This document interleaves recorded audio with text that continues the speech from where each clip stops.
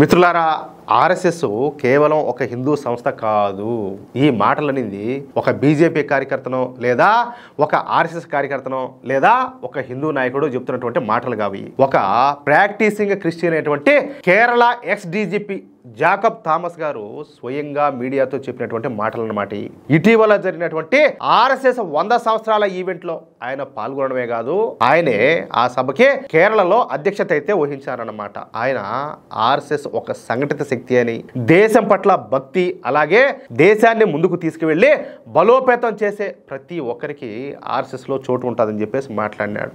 ఆ సంస్థ యొక్క ఆలోచన విధానం నన్ను కూడా ప్రభావితం చేసింది అని చెప్పేసి ఈ జాకబ్ థామస్ గారు చెప్పుకొచ్చారనమాట. కానీ ఆర్ఎస్ఎస్ అంటే ఏంటో కూడా తెలియనటువంటి కనీస పరిజ్ఞానం లేని మూర్ఖులు కూడా ఈ ఆర్ఎస్ఎస్ ను వ్యతిరేకిస్తా ద్వేషిస్తూ ఉంటారు. ఆర్ఎస్ఎస్ అనేది అలాంటిది ఇలాంటిది, అది ఆర్ఎస్ఎస్ అనేది దేశంలోనే ఉండకూడదు, దాన్ని బ్యాన్ చేయాలా, ఆర్ఎస్ఎస్ వాళ్ళు చాలా ప్రమాదం అని చెప్పేసి నోటుకొచ్చేట్టు మాట్లాడుతూ ఉంటారు. కానీ ఒక క్రిస్టియన్ అయినటువంటి ఈ జాకబ్ థామస్ గారు లాంటి వాళ్ళ మాటలు వినైనా కొద్ది మంది ఆలోచనలు అయినా కూడా మార్పు వస్తుందని చెప్పేసి ఆశిద్దాం.